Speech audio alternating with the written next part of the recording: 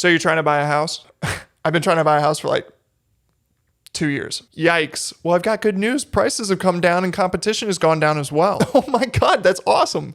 But interest rates went up. Yeah, but you could refinance in the future if they go down. Yeah, but like my second cousin told me I shouldn't buy a house right now. But yeah, not everybody should buy a house, but you need one. Yeah, I definitely need one. So like, buy one. Yeah, maybe I should do that. Yeah, you probably should. In every market change, there is opportunity for someone out there. Right now, we are seeing a ton of change happen in the market that will benefit a particular group of buyers and sellers. It's Andrew Parker, your real estate agent here in sunny Southern California, helping you with your real estate needs. Let's dive into the data so that we can find out exactly how to take advantage of this changing market. All right, let's start things off with the new listings brought to the market for the month of June in Orange County, California. We were down to 3,189 new listings brought to the market. That's a 12.5% decrease from this same time last year. And then it was a 6% drop month over month from May into June. I also did our 3-year running average for the years prior to COVID, which would have been 2017, 18, and 19. We typically sit around 3,860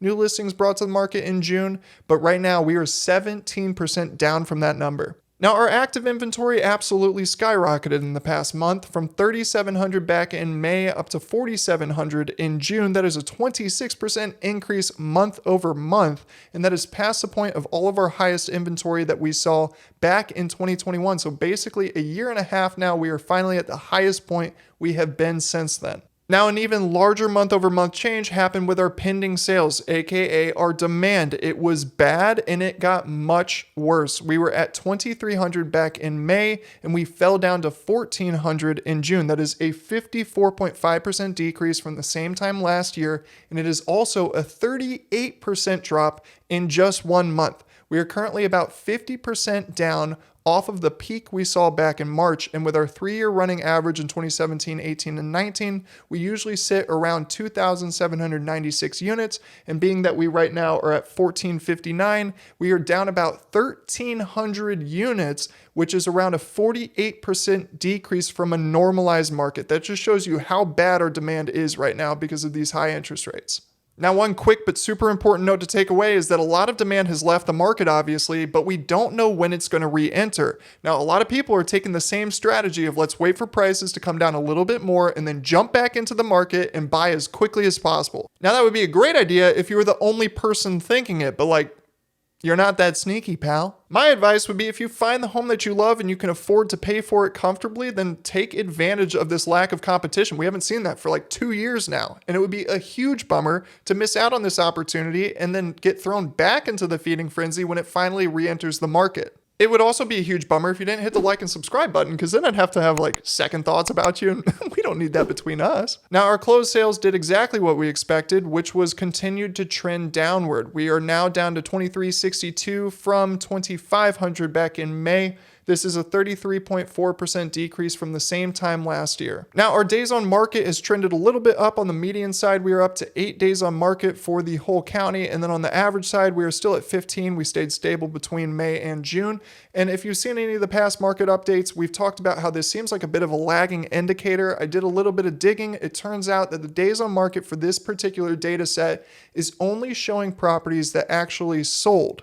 So any of the homes that have been sitting on the market, which we have evidence that a ton have because of how much our active inventory has shot up and how much our pending sales have gone down, we know that a lot of homes are sitting, but yet those numbers are not actually looped into these days on market. What's an important takeaway for those sellers out there is you can see that the homes that are desirable and priced well are still selling incredibly quickly. So 15 days on average for the entire county of Orange County, which we all know how big that is. So if you do price your home well and market it properly, you can sell your home very, very quickly.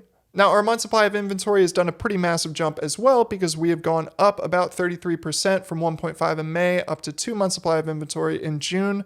That is a 54% increase basically year over year. It's very important to keep this number in mind for all the buyers and sellers out there, because this shows who has the negotiating leverage in each deal. Right now, since we've been in a seller's market, which is basically below 5 to 6 months supply of inventory, anything above that would be a buyer's market. Since we've been in a seller's market, but the line is trending toward a buyer's market, that means that our buyers are going to start getting a lot more negotiating leverage. And I think that is starting to show already with the fact that people do not want to fall out of escrow due to the lack of demand to replace that buyer. So sellers are going to make a lot more consideration in terms of what repairs they might do, what credits they might give for those buyers who need it. Our price per square foot is finally starting to show that peak that we've been seeing on the sales price. We are down to $615 per square foot.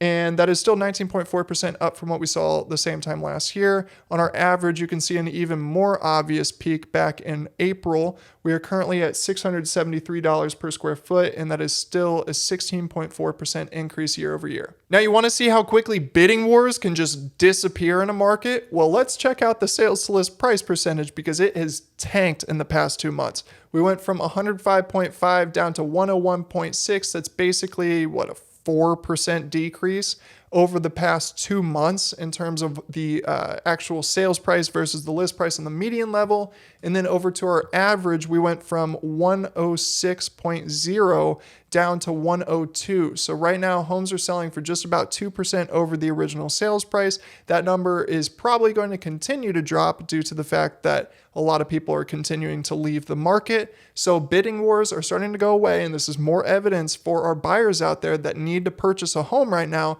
You have less competition, and it is a great time to take advantage of that.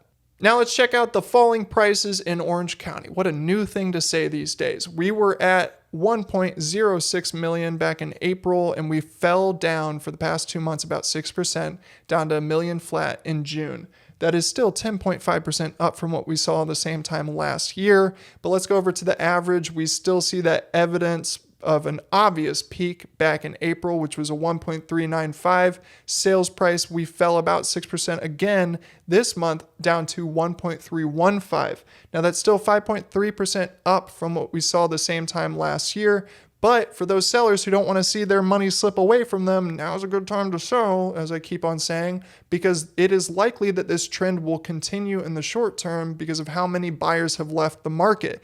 Now, the growth that we have seen at 5.3% year over year is nothing like we saw in 2020 or 2021 when it was like 15 to 20% increases. And my thought is that the number is going to continue to dwindle as we see the rest of the months play out. We get the inflation data that's going to be coming in soon and find out just what's going to happen with these interest rates. It's likely that they're going to continue to rise, meaning buyers are going to have less purchasing power, which is going to put downward pressure on your prices.